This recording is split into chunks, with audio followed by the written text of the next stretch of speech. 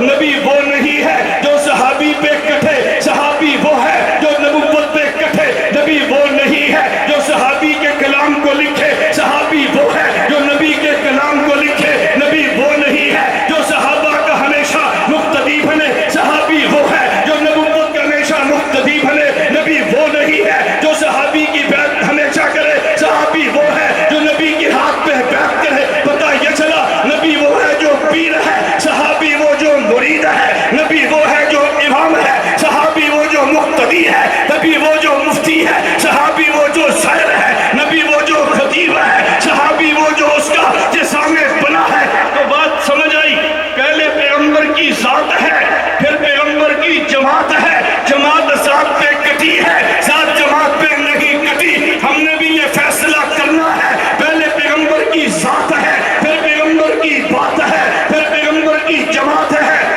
جماعت کا دفاع اس لیے